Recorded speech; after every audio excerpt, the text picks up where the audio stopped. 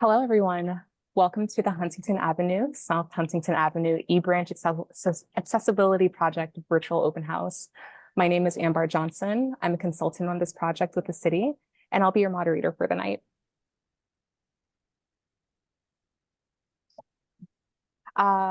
Before we begin, I just want to review some aspects of the Zoom platform. As you can tell, this meeting will be recorded, so please use this time to change your name, your affiliation, and your pronouns if you would like.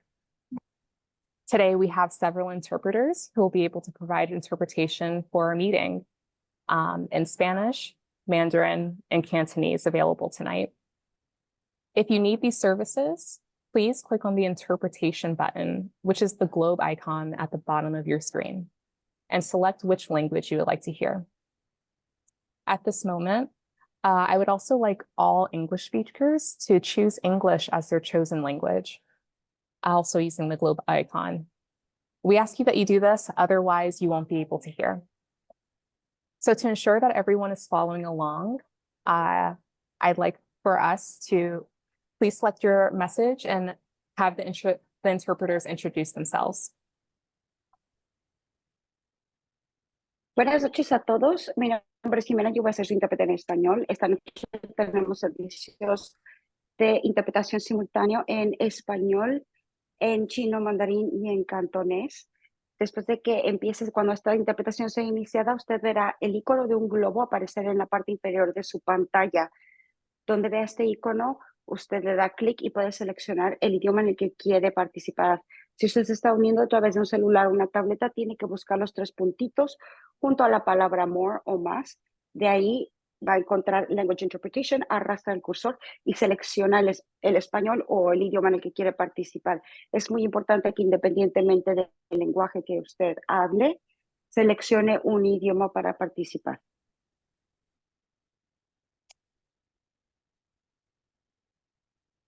Thank you so much. For those who need Mandarin. 我是口译员，我叫 Kate 洪，我是法庭注册的口译员。今天我在这里为你们做中文普通话的口译，非常高兴认识你们，谢谢。我叫钱明，然后我也是中文口译员，也很高兴今天有机会为大家服务。Thank you. And now for Cantonese. 大家好，我今日咧係你哋嘅翻譯員，係講中文嘅廣東話。我叫 Fanny， 咁如果一陣間你有需要嘅時候，我可以同你做廣東話翻譯嘅。歡迎大家。Thank you so much. If you, again, need any services or any help, please type in the chat. 咁如果咧你係有需要係有問題嘅話咧，可以嗰個留言板度咧就係寫上你哋嘅問題嘅就得㗎啦。In the need that you need closed captioning, please click Show Captions button. That's in the bottom middle of the screen. And depending on your screen size, it may be in the triple dots more at the bottom right-hand corner of the screen. As mentioned, we want to remind everyone that today's meeting will be recorded. If you would not like to be recorded, please turn your camera off. If you're here representing an organization tonight, a neighborhood association, or any other type of organization, feel free to put that in your name and update your pronouns if you'd like. To ensure that everyone can hear, all attendees will be muted during the meeting to avoid background noise.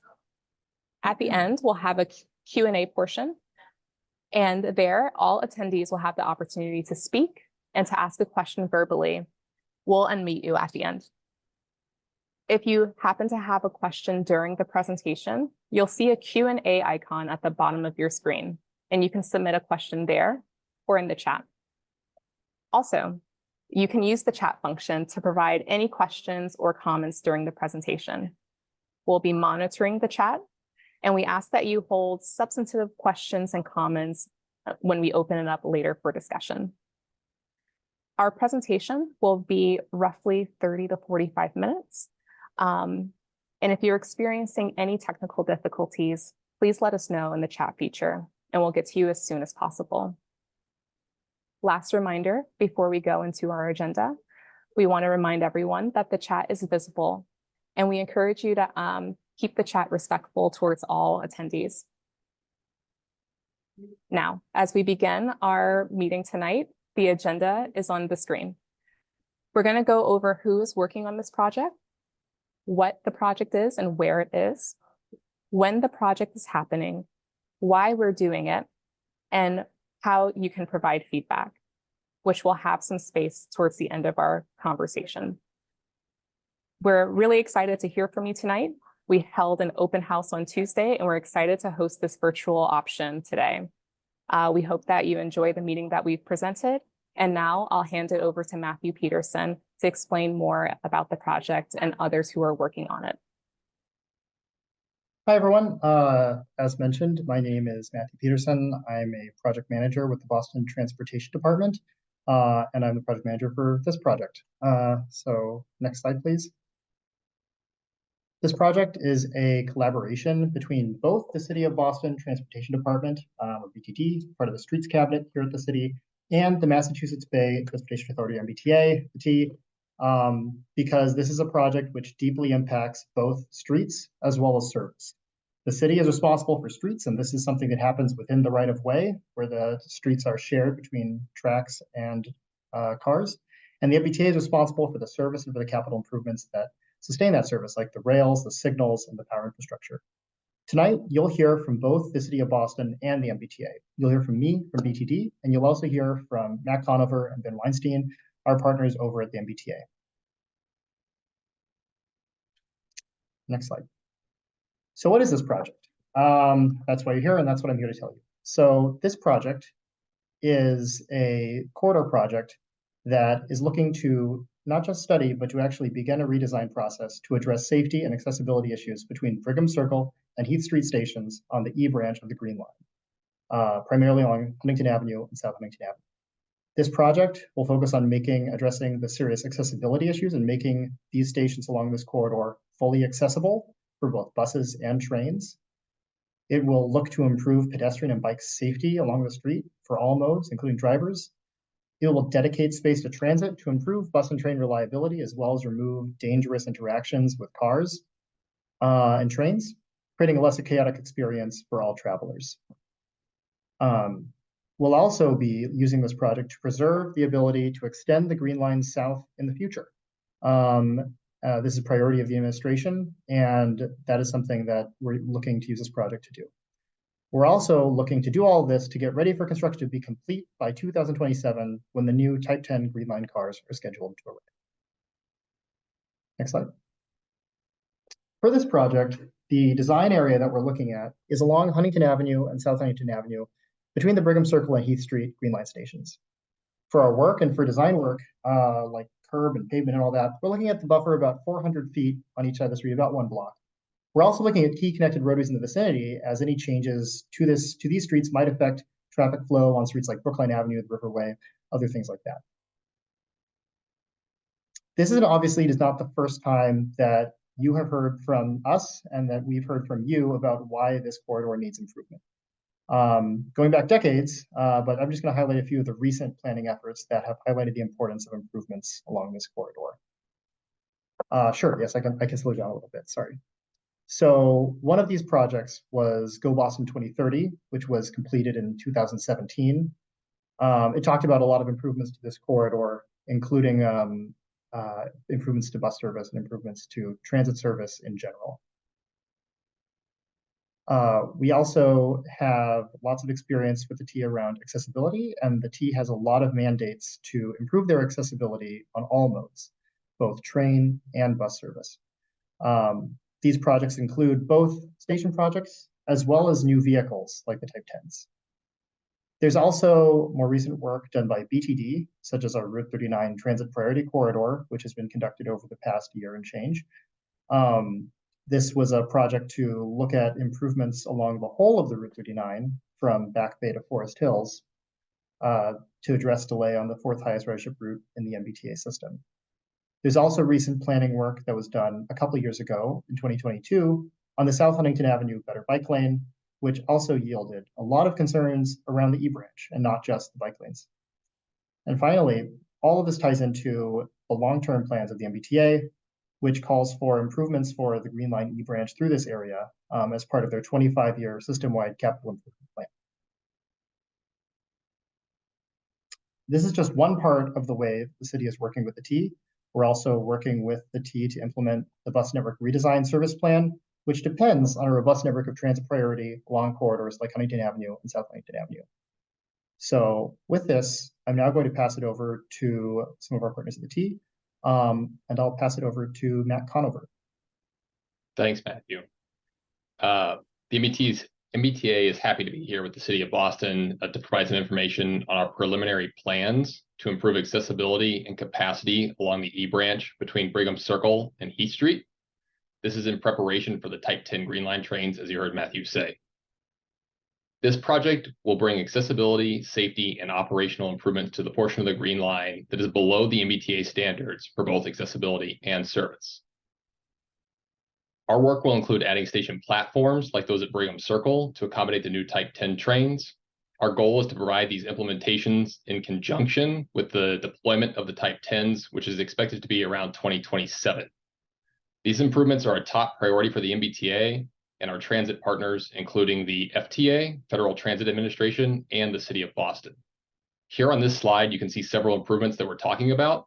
As a primary goal, we want to improve the community environment for those that ride the train, ride the bus, pedestrians, cyclists, motorists, and the local businesses.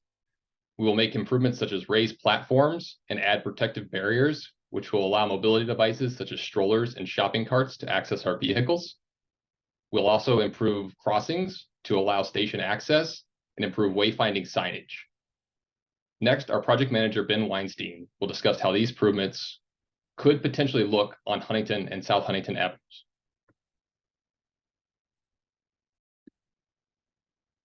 Our team is exploring options to most effectively provide safe, accessible stations on the Green Line E-branch from Brigham Circle to Heath Street.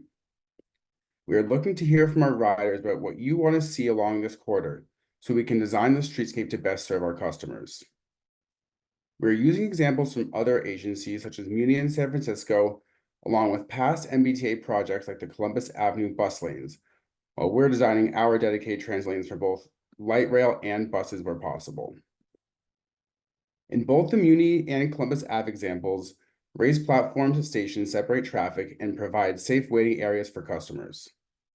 Our new stations will have a length of about 225 feet to accommodate future double Type 10 operations. Our platforms will only be located at designated stop locations, similar to the Columbus Ave busway.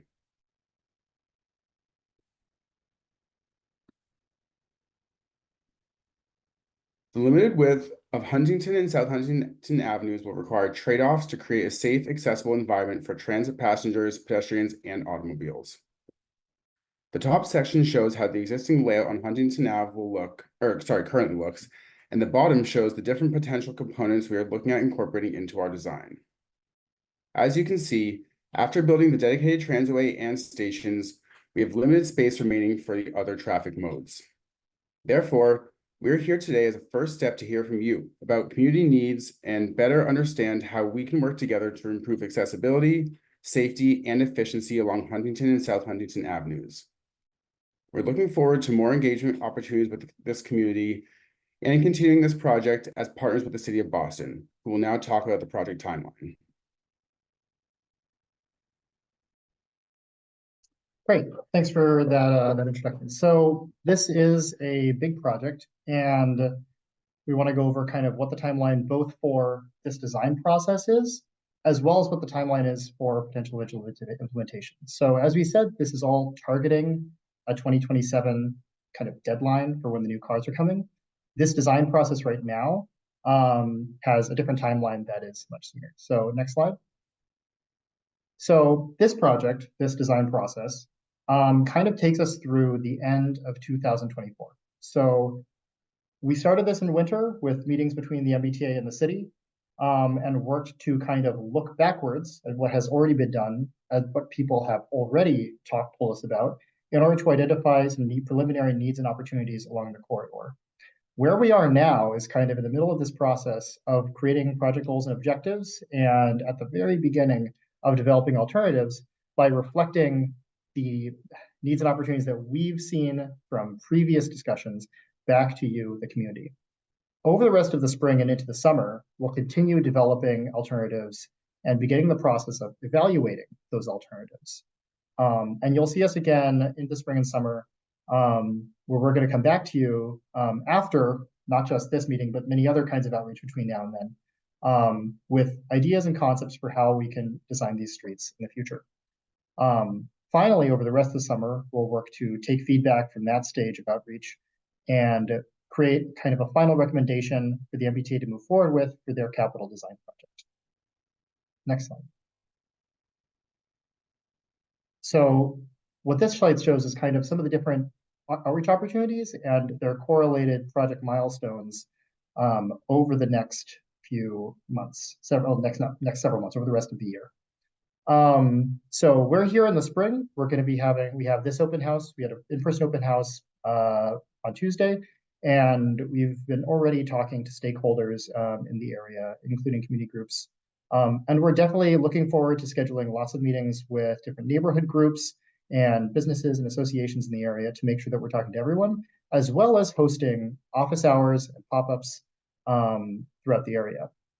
As we go to the summer, we'll also have other open houses, office hours, and pop-ups as well, once we're going into that evaluation section. And then in the fall, we'll have some more of that as well. One thing I do want to highlight is that given that this is something where many of the people on the corridor know best what's on the street, a lot of these activities will be focused around trying to make sure that we're working with the community to understand the problems and figure out together what the solutions to those problems will be. Next slide. So why are we doing this project? What are the items that need to be addressed here? Next slide. So there are many challenges on the corridor today. There's a lot of, and I'm going to go over these individually in kind of some of the following slides. So safety is a big concern on these streets, as you may have seen. Accessibility is one of the overriding and largest concerns for this community, given the fact that the train stops in the middle of the street. And reliability, just given the fact that tens of thousands of bus and Green Line passengers are delayed by being stuck in traffic and caught behind turning vehicles. So next slide. In terms of safety, one of the biggest concerns for the city here is that over almost 206 crashes have occurred within this study area between 2020 and 2023, which means that these streets are in the top 3% of Boston streets for crashes. The map on the left of your screen shows a bunch of dots. Each dot, each circle, represents a location where crashes have occurred. The size of the circle represents how many crashes, the number of crashes that have occurred there, and the different pies and the slices in the pie chart represent the different different modes affected by those crashes. So you can see on South Huntington that cyclists are overrepresented in the crash numbers, and you can see that at each Green Line station where people have to step out into the street, there are higher proportions of pedestrian crashes. But you can also see that there's lots of automobile crashes as well. So this is something where really these streets are not working well for anyone, and we really want to make sure that we can make these streets safer for everyone. Next slide. Accessibility and amenities are a big concern for transit user ridership along this corridor. Currently, all the stations from Federal Road to Heath Street are inaccessible. And many stations even lack basic amenities like benches and shelters, even for very busy bus stops, such as Mission Park inbound. So this is something where, as part of this project, we want to make sure that riders are having not just an accessible and a safe and usable experience, but also a comfortable experience. If you look at some of the newly reconstructed Green Line stations on Commonwealth Avenue, or the newly constructed bus boarding stations on Columbus Avenue, you can see an example of what we want to provide to riders: benches, shelters, real-time information that make transit easier to use and more comfortable to use. Next slide.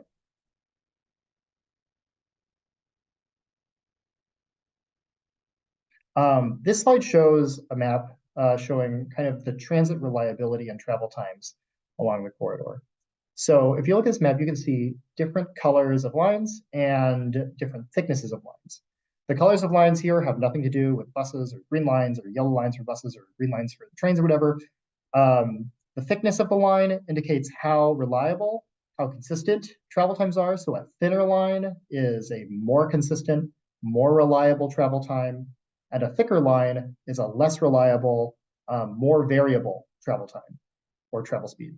And then the color indicates the average speed along that section. So red being less than 6 miles an hour, green being greater than 15.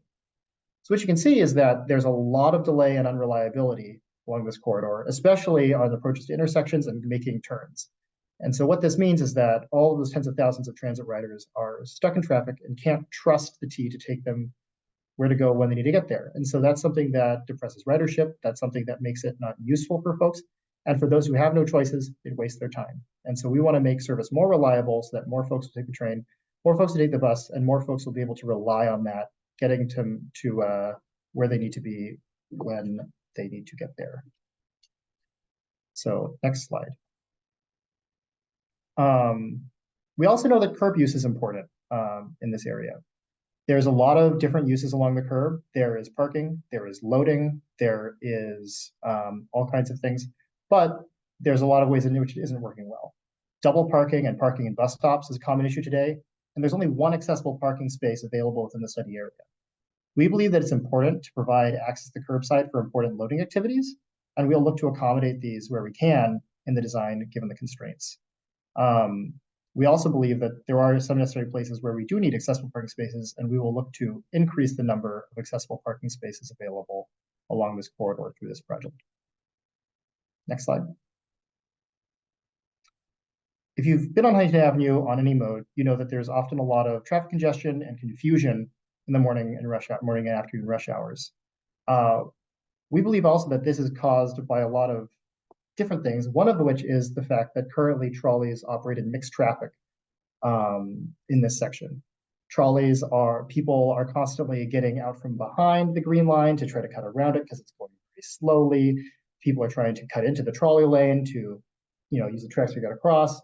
And that merging and switching lanes and changing lanes creates a lot of congestion and confusion. We believe that there's capacity on the roadway to handle a transitway without undue impacts on vehicular circulation. Next slide. We also want to reflect to you that we've heard from you before. This is not the first time that we've spoken to you, and this is not the first time you've spoken to us. And so these are just some quotes that we've heard from people in previous surveys around this corridor. People talking about how dangerous it feels to bicycle on this corridor, talking about how uncomfortable people feel getting into the trains and how seating prevents them from being able to use transit. People who are concerned about not being able to know when the train is coming. And people who have to cross the street to get into a train that they're trying to get onto with their toddler in a stroller. So next slide. So what's next? This is a project that is, starting now, but we are looking forward to talking to you over the coming year. Our current phase is that we are developing these multimodal alternatives and working with you, the community, to make sure that those are going in the right direction. We're also making sure that our goals and objectives match community needs.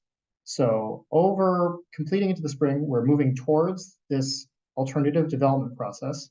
And then we'll be evaluating those later in the spring and into the summer with you.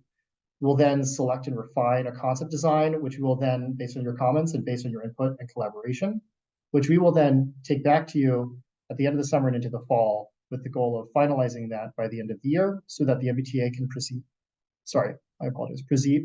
towards design, and eventually construction with a goal of matching the arrival of the Type 10 train cars. Next slide. There's a lot of different things that we're looking at in terms of incorporating into our design for the roadway. Ultimately, as I've said before, we want to make safety and accessibility key parts of this street. Safety means things like making sure that pedestrian crossing distances are shorter. Safety means things like making sure that driving speeds are slower. Accessibility means making sure that platforms are at the right level for people to get onto buses and trains, and making sure that ramps and cross slopes and sidewalks are smooth and gap-free and continuous. We want to improve the intersections and make sure that we have things like raised crosswalks and better places where different roads meet the roadway so that people are not exposed to danger while they're crossing the street. We also want to make sure that we're using all of the curb management tools we have at our disposal to make sure that we're using the limited curb space we have in Boston efficiently and effectively. We also want to make sure that we are using this project to provide connection for all modes, not just transit, not just cars, but also bicycle and pedestrian connectivity across busy intersections and through dangerous corridors. We also want to use this project as an opportunity to preserve existing greenery and enhance with more green infrastructure, tree plantings, and other components to fulfill the city's green infrastructure mandate to reduce the impact of storms and climate change. Next slide.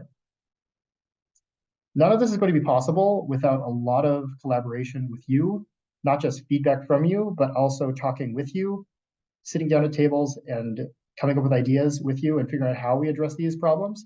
So my colleague Amar is going to give some more information about the various kinds of outreach activities we're planning for the rest of the year. Thanks, Matthew. So there are many ways for us to get feedback from you related to this project. We have this virtual open house. We had our previous open house and surveys that will be coming out this spring and summer. We're also looking forward to the pop-ups and office hours and community markets that will have the chance to drop in throughout the project and hear from you directly about your experience along Huntington and South Huntington. Lucky enough, we have this opportunity right now to hear from you within this setting, as we've seen your questions and comments within the chat that we'll be shortly addressing. So with that, if you haven't already, please post in the chat your comments and questions for me to read and to direct to Matthew, Matt, and Ben. And if you'd like to ask your question live, you should. Just raise your hand and one of us will get back to you. So with that being said, we also, let's see, we can start with our first question within here. Cole, we see your question. So the question is, when will the extension to Hyde Square move forward? Matthew, would you like to answer that? Sure. So, and this is something, Matt Conover at the T can, tell me if I'm saying anything wrong here, but this is something where obviously within the scope of this project, we are trying to race to meet these new Green Line cars. And so this is not something where we currently have the extension to Hyde Square in scope. However, the extension is a big priority for the mayor. And this is something where this project will be designed explicitly not to preclude and with that extension in mind. So that's something where this project won't do it, but it is something that is being thought of as we do this work. Yeah, from the MBTA's perspective, we know that this is something the community is interested in. We've heard from the mayor's office directly. So we want to make sure that whatever we build here today sets us up for future success in the future, should the opportunity to extend the eBranch manifest. I'd also just like to take a moment, and I apologize for not doing this earlier, that's my fault. I'd like to take a moment to acknowledge the elected officials we have with us tonight. I believe I see some folks from Councillor Durkin's office, and I'm just scrolling down through here. So definitely say hello if you'd like to say anything.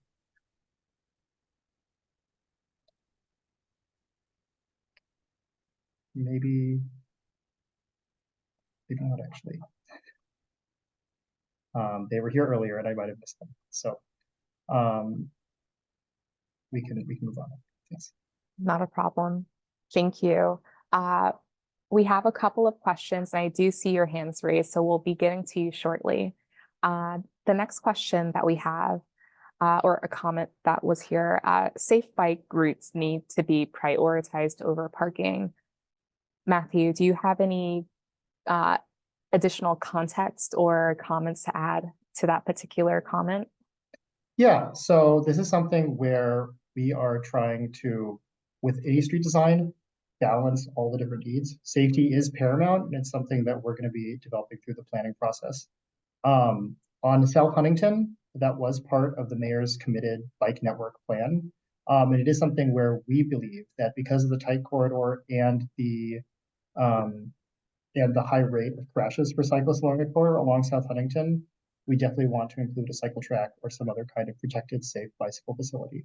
We don't yet have a decision made on Huntington Avenue, but it's something we would like to consider as part of the design process.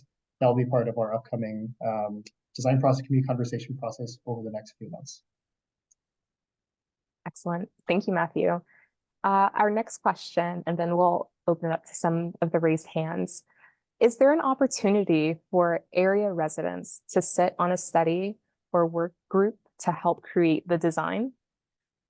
For additional context, it'll be really meaningful as a wheelchair-bound resident living on Fenwood Road. I'm interested in such opportunity. Matthew, and then maybe Ben, would love to hear your comments to that question.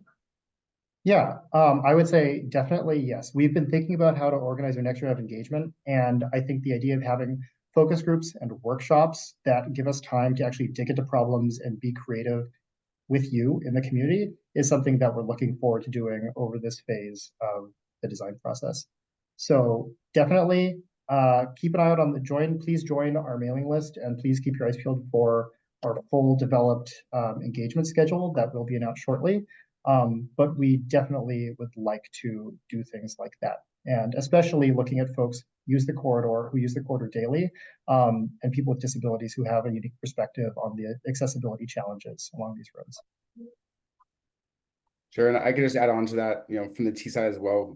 We are definitely welcome to, we're welcoming any discussions from residents that, it sounds like your feedback will be incredibly valuable to our design. We want to make sure we are designing for and constructing for those who are using these stations and the e-branch and the bus system. So like Matthew said, we'll be definitely organizing future workshops, events, etc.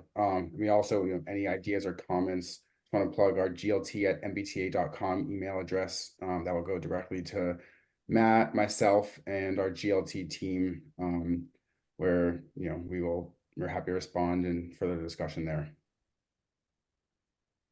Excellent. Thanks, Ben. Now let's answer some live questions.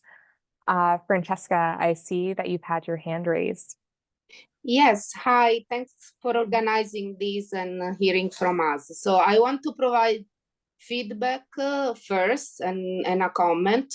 So I think the E-line is extremely slow, even compared to other lines, especially in this last portion of the E-line. And I think the reason is also because there are too many stops in this last part of the E-line. So I think you could consider eliminating some stops, in my opinion, if that makes the line go faster. So we have Brigham Circle stop and Fenwood Road very close to each other. And also the back of the hill and Heath Street are very close to each other.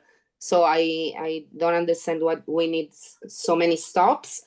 And in terms of the design, maybe it would make sense to just continue the line from Brigham Circle to keep going in the center of the street in the same fashion as it is from Brigham Circle then onward. And it's physically separated from the rest of the road. It's in the middle of the street. Another issue, I think, is the curve between Huntington and South Huntington. So I don't know how you can get rid of that curve, or it may not be possible, but it's definitely, if you can think about an alternate way to get to Heath Street without having to curve. And so that, I think, slows the line even more. And in terms of the bike lanes, many people are concerned about that. I think bike lanes definitely is a priority. I agree with that, but please do not waste precious space with empty, empty space that is not used for parking and not used for bikes. So you did that in front of the VA in South Huntington. You just took away parking spots, and for just empty space that it's not utilized by no one. So if you can avoid that, that would be great. Thank you so much. I'm happy to take this one and start, answering some of those first comments. I think, Francesca, you're pretty much getting at a lot of what we're looking at with some of those comments in terms of speed, potential stop consolidation, potential, center running or alternate transit ways. Those are all items that we're exploring. The new stations will be much larger than the current stations, so we need to make sure we have space to fit them. So we are fully on board and welcome that those ideas for our design. In terms of the curve, that's something we can maybe adjust a bit, but we do have to get to Heath Street from Huntington, so there still will be a curve there, but we can look at alignments and try and smooth things out as soon as possible. So the goal of all this, like you said, is to speed up service on the E-branch, and we definitely think there's a lot of ways to do that. In terms of the bike lanes, there's Maybe definitely I can you want jump to in go on that. for it, Matthew? Yeah, I mean, it's something where we definitely want to make sure on this corridor that we are making the most efficient use of space. And as this will be a capital construction project, we will have slightly more tools in our toolbox available than we have had in some quick build projects like on South Huntington, where we didn't have as many tools available because it was a tactical project. So we will be looking to make sure that we are being efficient, I assure you. Thanks, Thank Matthew. you. Wonderful. Thank you so much for the question. Now, David, we'd love to hear from you. Thanks, Amber. And good evening, Matthew, Ben, and Matt. I want to share 2 bits of experience that I've had as a frequent user of this corridor, and then a few questions that I see are already being asked in the chat. A few bits of experience. I frequently take the 39 and the 66 and the E-branch, and often find that on South Huntington and throughout the corridor that the buses get stuck behind or next to the trolley. In particular, I get particularly frustrated on South Huntington when there is the trolley in the left lane, a wide open right lane, and then parking on the side, and you're on the bus, and the bus driver does not feel comfortable going down the right lane because the parking and between the parking and the trolley just is a little too close for comfort. And so that's one thing. The other thing, another thing I wanted to mention was timing with signals. I'm wondering if there's going to be transit signal priority for this project. And in particular, I know it's outside of the Boston jurisdiction, but timing the signals as well on the Brookline side in Route 9, it can be frustrating. I've been on a 66 where you get on and then you stop at the Riverway pedestrian crossing, and then you stop at Brookline Ave, and then you stop at Pearl Street, and you just keep hitting each one of those lights. That's but there, of course, there are multiple lights within this project. And then the last thing, the one thing I noticed from drivers that I find frustrating as a pedestrian, because it often leads to honking, is that the right on red that's allowed from Huntington onto South Huntington, so right next to the gas station. Oftentimes people pull out of the gas station or are pulling off of the Riverway, and although they want to go straight, that's the only lane that's open, and so they pull into that lane, and then other cars come from behind, and then the light turns green to turn red, but that person at the front does not want to turn right, and then all of a sudden 5 cars are laying on their horns and no one's going anywhere. Not sure if you're going to be able to fix that, but just a frustrating experience if you're a pedestrian walking. I mean, as a pedestrian, it's a frustrating experience. I'm sure it's also frustrating as a driver. A couple of, I asked one question about transitional priority. Also wanted to raise, wonder about stop consolidation. I particularly think that the Fenwood Road and Brigham Circle stations are very close together. But obviously the station layout is kind of different whether you're going inbound or outbound. I'm wondering how this project, not necessarily during construction, but once it's finished, will affect outdoor dining that happens in Brigham Circle. That is, some of the restaurants there do outdoor dining. And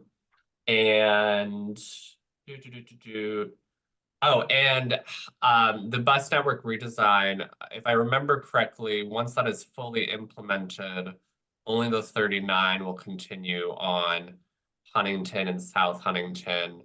Are you taking that into consideration with this project, kind of the final state of the bus network redesign? Thanks so much. Great. Thanks, David. So, I'll maybe take that. So there's a lot of things in there.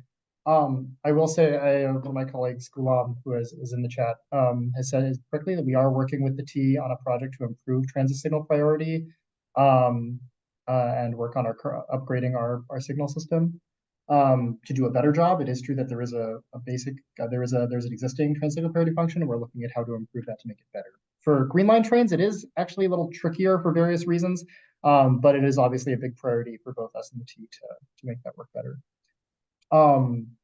In terms of the right turns, definitely thank you for taking that, and we're gonna review these recordings and make sure we get all of that. I do want to talk about the outdoor dining question, especially around the businesses in Brigham Circle. We definitely want to make sure that in this project we are not we're not killing a place to move people through it, right? We want to make sure that we have an eye towards the public realm. Obviously, it's still a constrained location, but it is something where we definitely want to preserve the space for that kinds of activities where we can, and work with businesses to figure out what that looks like in front of their doors. Again, that. Go ahead, Matt. Yeah, a couple other things that were relevant, I think, to the T. Talked about considering bus network redesign. That is definitely at the forefront of our conversations. We are in close communication with our bus team, who is obviously in close communication with the city as we are, to make sure that we're balancing everything. So what we want to do is make sure that we build it so that it works as it is today, and that it works as it will be in the future, as all these different things roll out and change throughout the corridor. And then stop consolidation. We have had a lot of success, our team specifically on the B branch. We did consolidate 4 stops into 2. We saw a lot of travel time savings. Customers were generally happy with that. There are some geographic limitations with a Type 10 because they're a little longer, so they need some more space. Ben mentioned that those platforms will be longer in dimension. So once you start to lengthen platforms and directions, you start to get very close to one another, even closer than they are today. So that's something we're going to look at, but we want to hear from the community too. because there's a balance between speeding up service and making sure that we're balancing folks who have needs out there. We know there's the VA out there. There's a lot of senior centers in this area. So we want to make sure that we're not taking anything away from somebody without adding some kind of tangible benefit.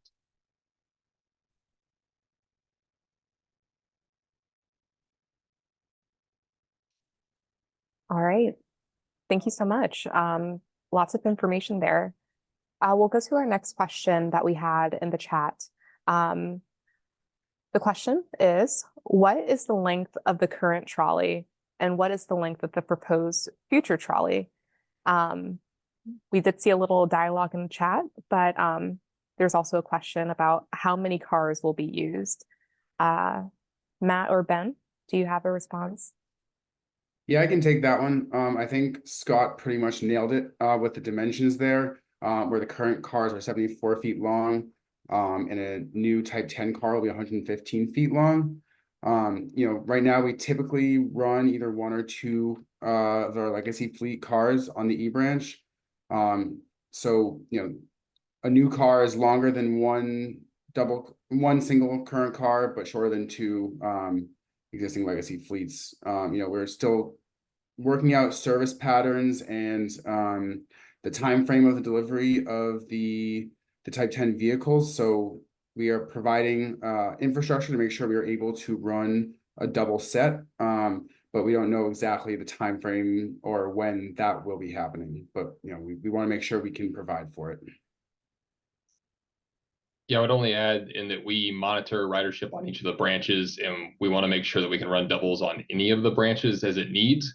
Obviously, with COVID, we saw a reduction in ridership as many transit agencies did across the system. So our intent is to roll out the Type 10s in a manner that meets the demand from the branches that we are seeing, and then not preclude the use of those doubles once we see the ridership rebound and we get to the point where we need to start running that extra capacity.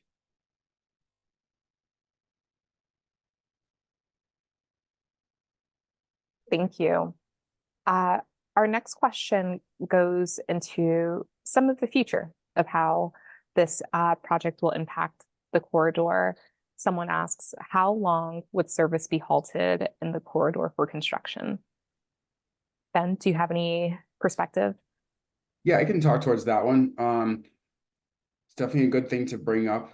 Of course, construction requires access, and we can't do active construction a lot of times while we're running service. A lot of the time frame is going to depend on what design we end up with. So, we can't say a solid time frame right now, but we definitely will be working on phasing to allow, bus service, shuttle buses, etc., to allow for transit options during construction of these stations. So we will definitely be reaching out with further meetings once you have a more firm design and we know what kind of construction schedule we're looking at. And I'll just add from the city side that we really care deeply about things of it, like impacts and traffic operations and impacts on riders. And so this is something where we're looking forward to working with the T on this exact issue. Excellent. Thank you. And a similar question in that vein. The question is, will there be service disruptions once the work actually starts? How often and how long? Ben, do you have any perspective there too? Yeah, I think that sort of goes back to the same discussion that there definitely will be disruptions. We won't lie about that. We will try and keep them as short as possible. And I think we can discuss that in further meetings once we have an idea of what our designs look like. I'll add, I think the community is very familiar. Our team alone has done over a dozen diversions, surges specifically, including weekdays, weekends, long-term outages successfully. We know how to balance that with things like station bypass, et cetera. We're very fortunate on the eBranch to have a turnback at Brigham Circle, which obviously doesn't take you all the way to Heath, but it means you don't have to disrupt the entire eBranch just to work in the area that we're talking about. So there is a potential to run service continually, at least at a minimum, to Brigham Circle while we perform these station improvements, and then keep the 39 bus going, as well as some supplemental buses, which we understand is not necessarily a replacement for the train, but we try to balance the need for this construction with what we understand our passengers need to do to get around and get to the places they need to go.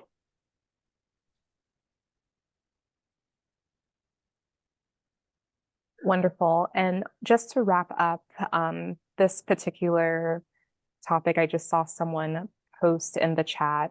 Sorry if I missed it. When will construction start?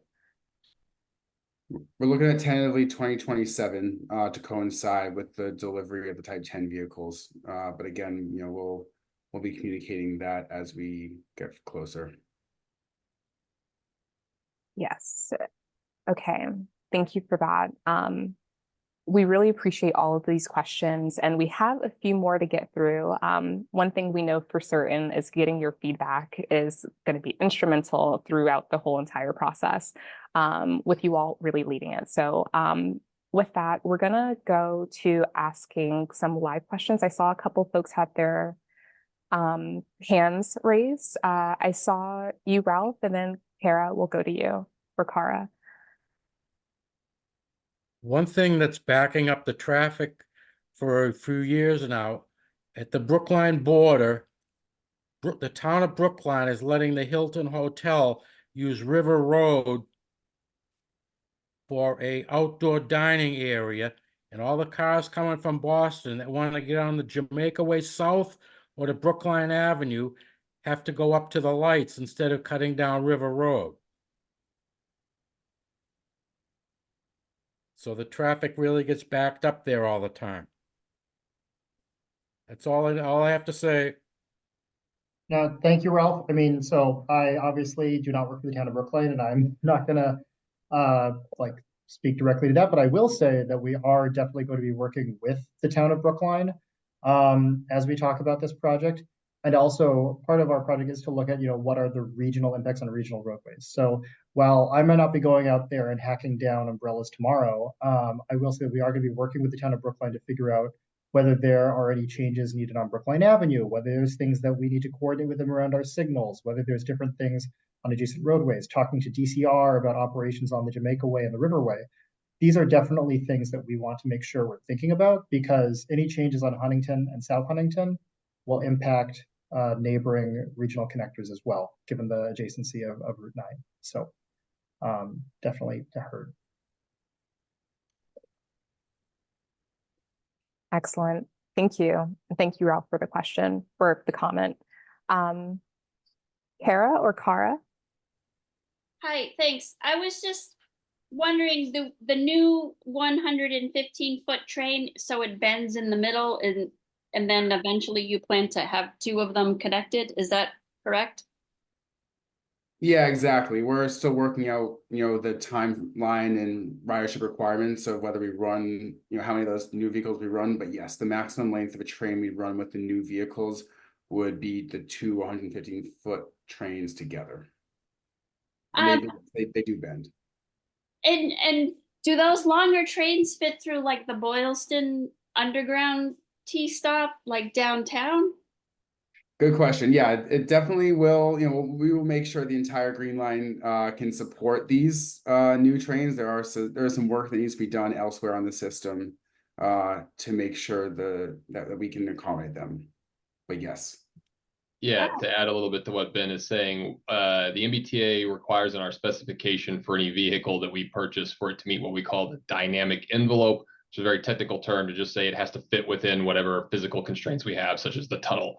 So right now, the train that we have spec'd and that will be delivered will meet all of our revenue service tracks. There are some areas, like Ben indicated, where we need to make some changes, but those are mainly in our yards or our non-revenue tracks, which are how they get between the yards and the revenue track. So all the Type 10s, once delivered, will be able to operate on the existing track. Okay, I have to admit, I'm a little skeptical about these longer cars, just because the streets here are so tight, but I guess it will be seen. Thanks.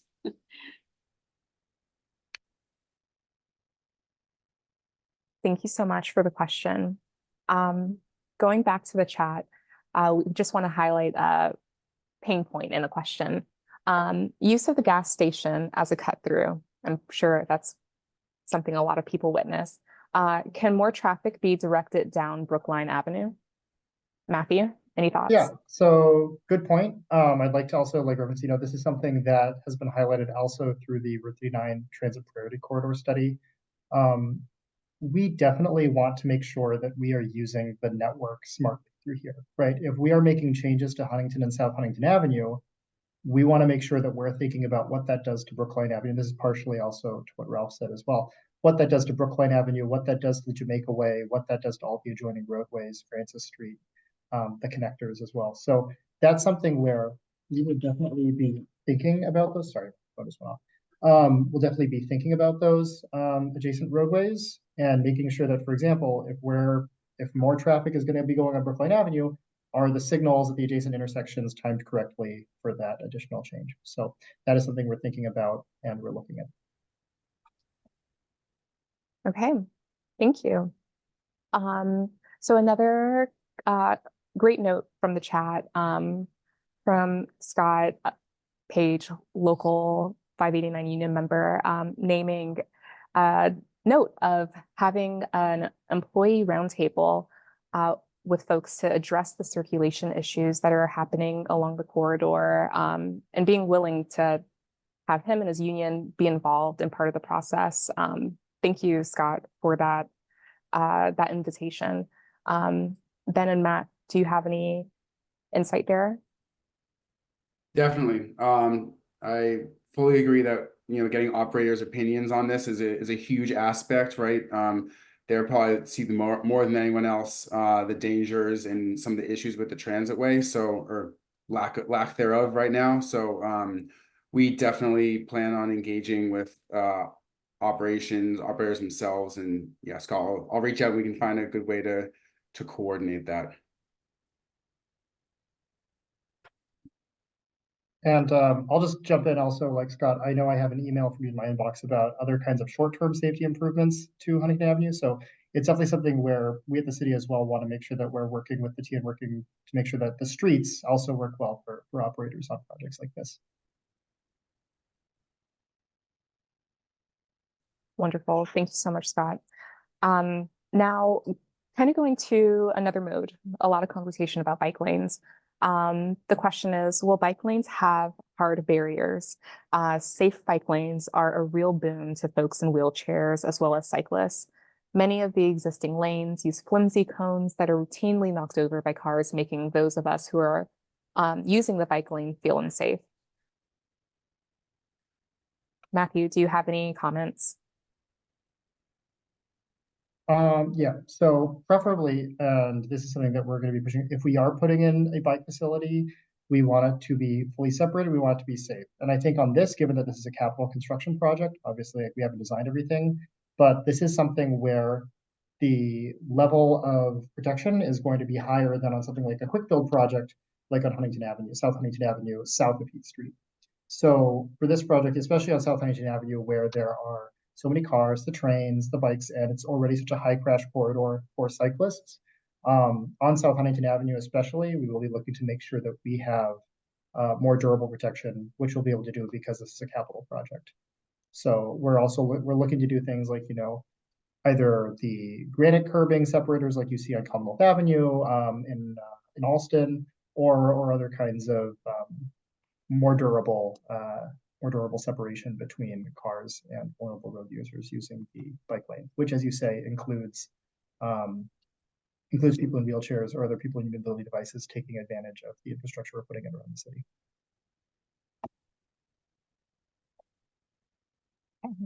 Thank you. Another bike-related question.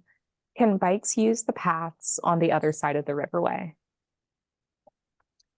So we have both things, both this kind of comment and response there. And I think what I say is, we want to provide options. And so, I think one thing we're looking at on South Huntington Avenue is that it is absolutely essential that South Huntington Avenue have protected bike facilities, because it is the only way where people from Heath Street coming up from the rest of Jamaica Plain have to connect into the rest of the network. So that is definitely something where we need to have that kind of facility there. We're still working through the design on Huntington Avenue. I think we at the city would like to see protected bike facilities on Huntington Avenue, given that it's also a high crash corridor. and carries a lot of bike traffic despite the complete lack of any safe facilities today to and from Longwood Medical Area. Longwood Medical Area, which is, if it were alone, one of the busiest downtowns in the country. So we definitely think that safety is crucial, and we can't just rely on having there be alternative facilities on the other side of the riverway. Wonderful. Another question from the chat. Folks would like to know, how will increasing the length of the trolleys increase the safety or speed of a trip, especially at the turn at Huntington and South Huntington Avenue? Yeah, I can speak to that one a bit. So I guess increasing the length of the trolleys doesn't inherently change the speed or safety. It does increase accessibility. And so, we're sort of doing this upgrade project in conjunction with the delivery of new vehicles. They're a great reason for us to increase safety and accessibility, and, with that separation of traffic, hopefully improve speed as well. But, the vehicles will operate at a similar speed where allowable by operations, as our current fleet.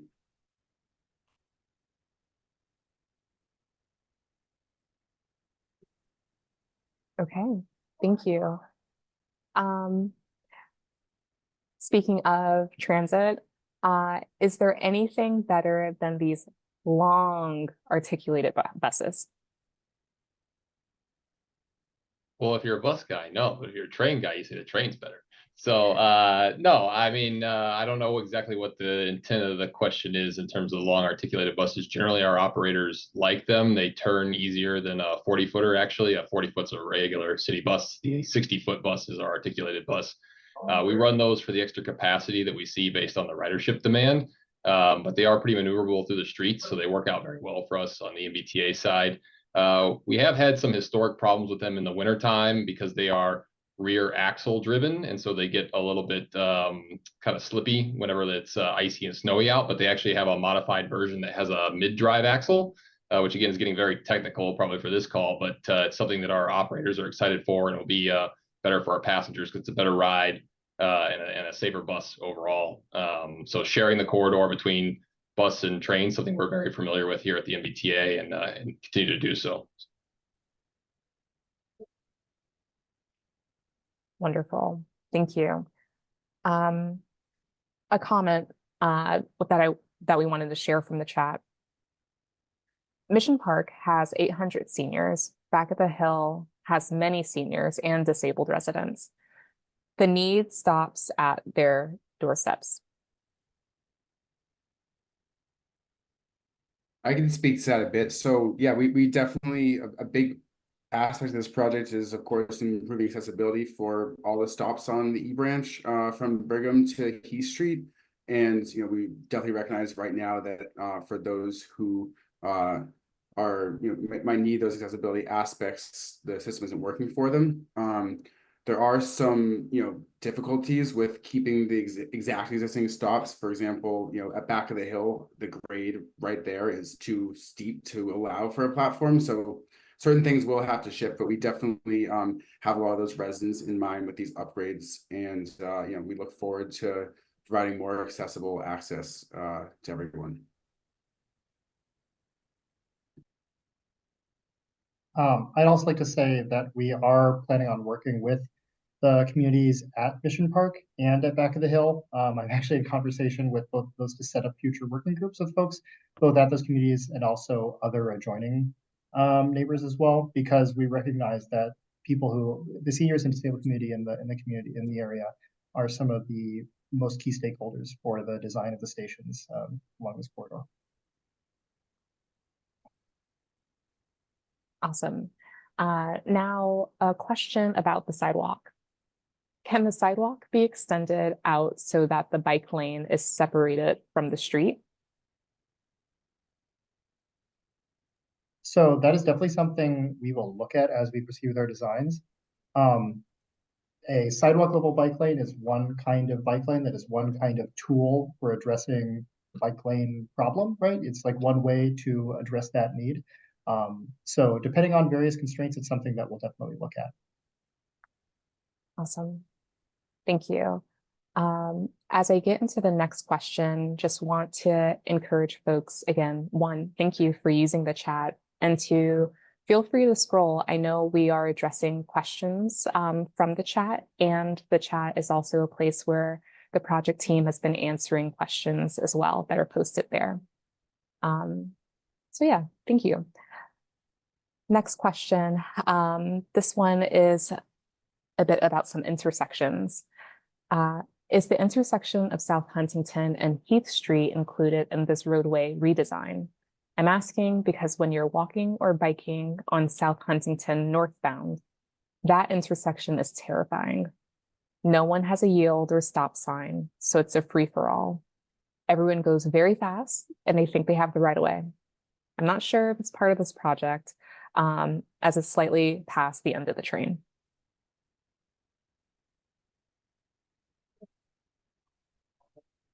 So I can take that one. I have to look at the map to see which exact crossing we're talking about, but we definitely are going to be reorganizing the crossing between Heath Street and South Huntington.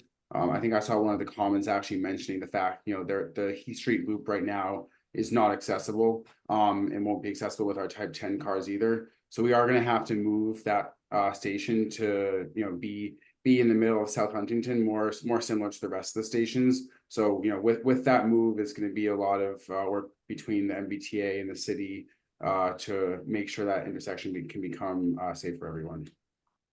Yeah, and I'll hop in. I mean, the city, I think we definitely see this intersection as part of the project scope. And so we'll definitely be working with the T and with the community to make sure that we have a safer Heath and Heath Street South Huntington intersection.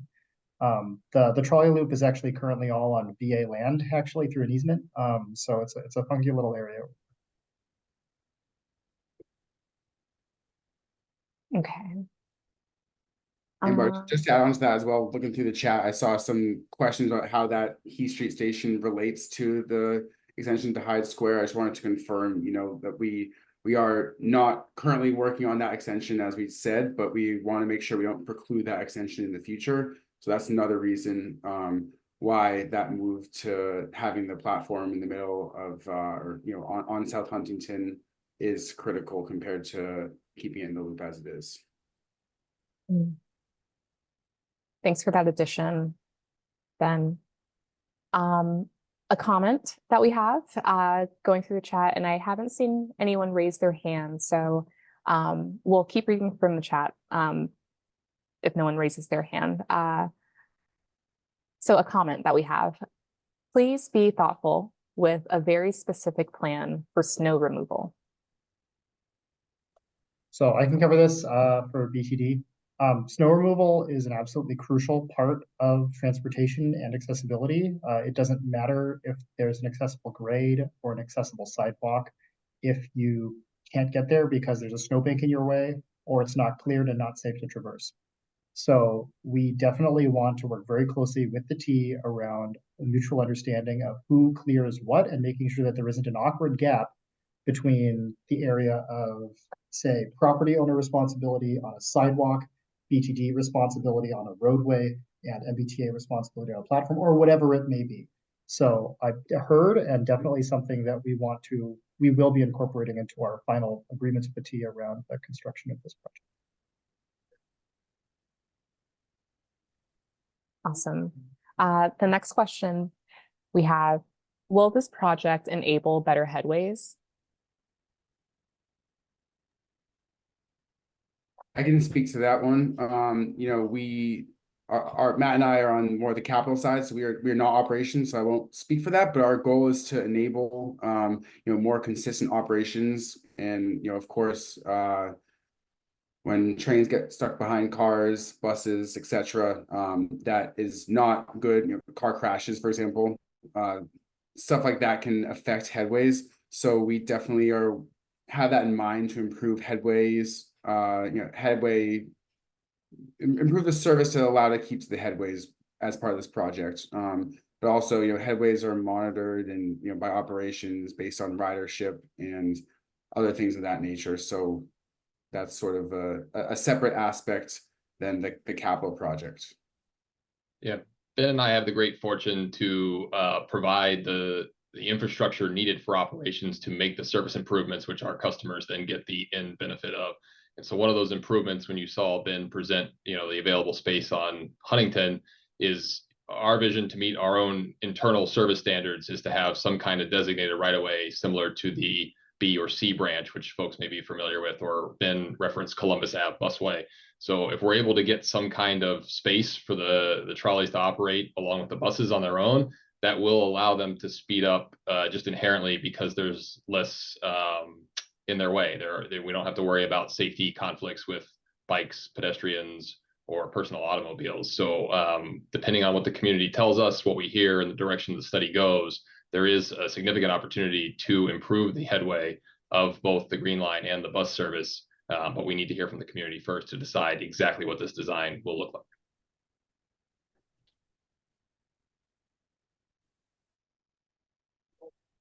Wonderful.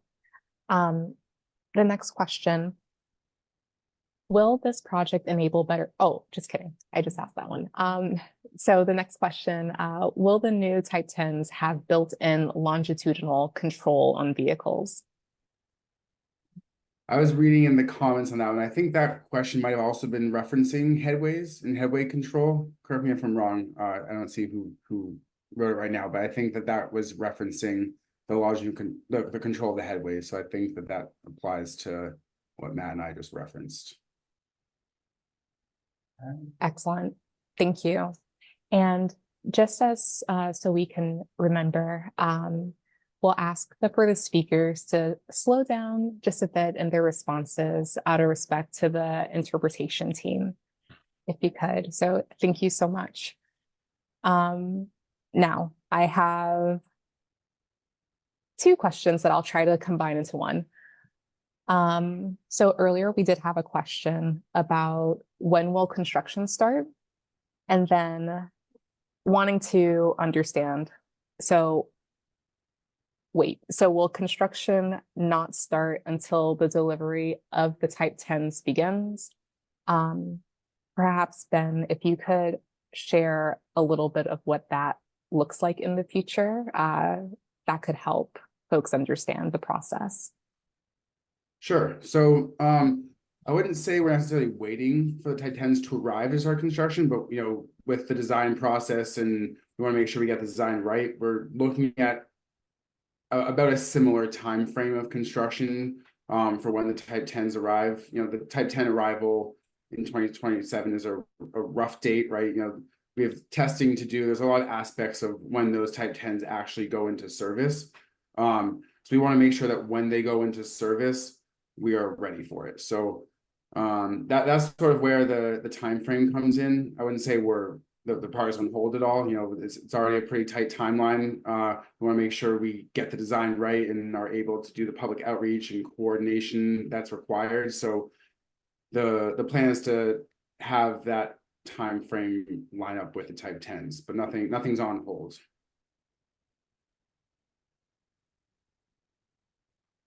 Wonderful. Thank you. Let's see. So I know we're coming to an end to our time together with about 10 or so minutes left. So we have a few more questions that we'll be able to respond to before closing out our meeting and sharing some ways for you to stay involved. There's another question, or more so wanting a confirmation about how folks will interact with these Type 10 cars. Will they have one low step at all entrances to make it easier for folks who use mobility devices like walkers, canes, etc.? Sure. So yes, the answer is that they will have the same height as the low floor portions of our current Type 8 and 9 cars. So other than the Type 7s, which are all high floor, our other two types of trains have a low floor section with a bridge plate that allows for those with mobility devices to board, or those who need it to board. So the Type 10s will have the same low floor at all locations. So that's the reason why we're raising our platforms to allow for that boarding. In the future, there's opportunity to raise the platform even further, to not even require that one single step. But that hinges on different aspects and the time frame where our legacy fleet is retired. Okay. Thank you for that, Ben. Now, there's a comment, and we'd love to ask for some clarification, Roxanne, with your comment. The comment was, we need it on Huntington Avenue too. Otherwise, the route is disconnected. Roxanne, could you clarify that comment and what the it is that's needed on Huntington Ave as well? As you unmute. It is a protected bike lane. You were talking about having the protected bike lanes on South Huntington, and it needs to continue on Huntington Avenue as well. Otherwise, you have a disconnected route.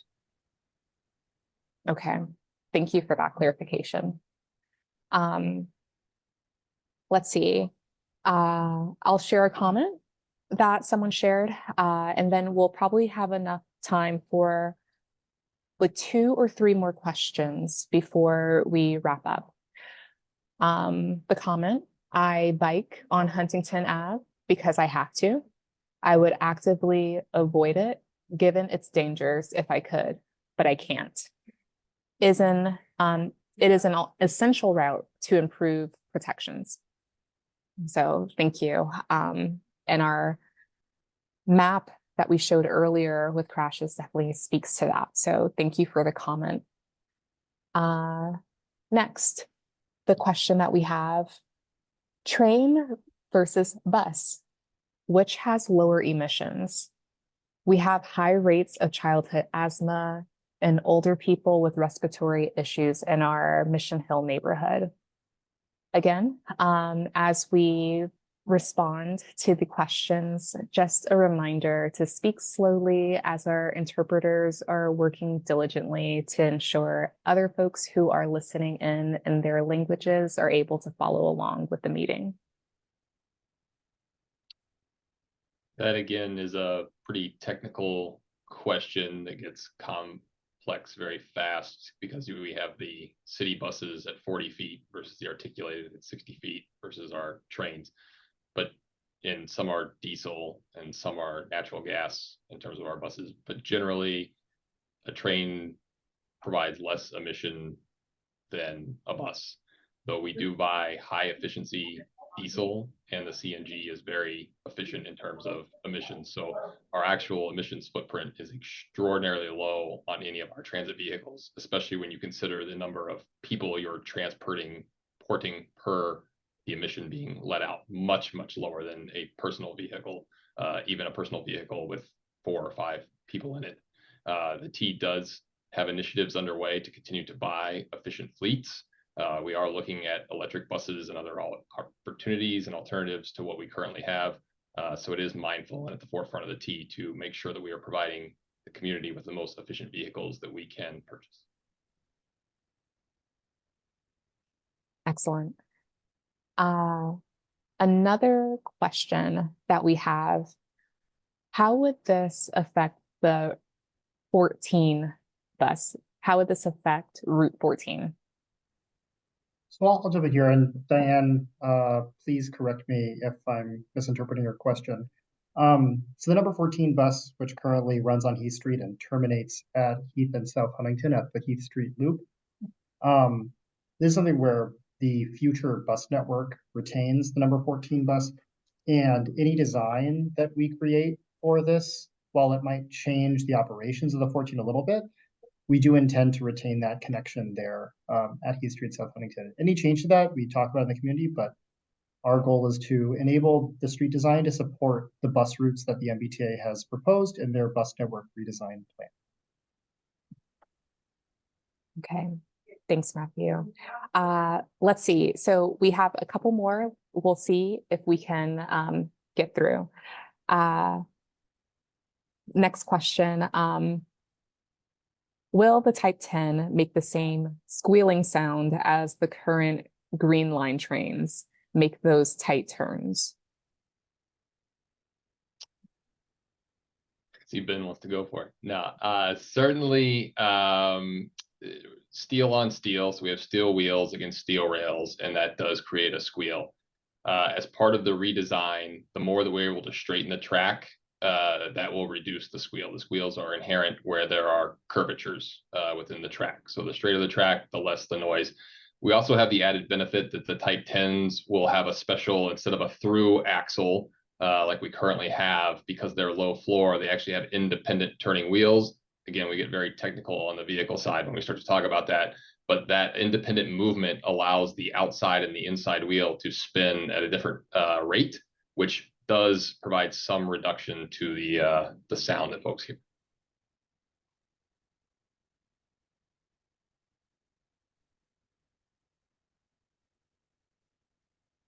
Okay. Thank you for that. So going in order, next question, will the city and the MBTA consider testing stop consolidation by temporarily closing stations? This can give a better idea of possible benefits and disruptions for both planners and residents. Take this one again. We do inherently do some testing with that, especially when we do diversions, because when we take the train out of service, we are not always able to stop at all of the street sidewalk locations that we can service with the train. So sometimes we skip stops with buses, which tells us some form of testing as to how far folks are willing to go. We also have, again, as I mentioned, tested this on other lines, the B and C branch in particular, where we've gained some data points that we feel are applicable to the E, but we want to hear from the community directly and what their interest is and what they would like to see us do. So.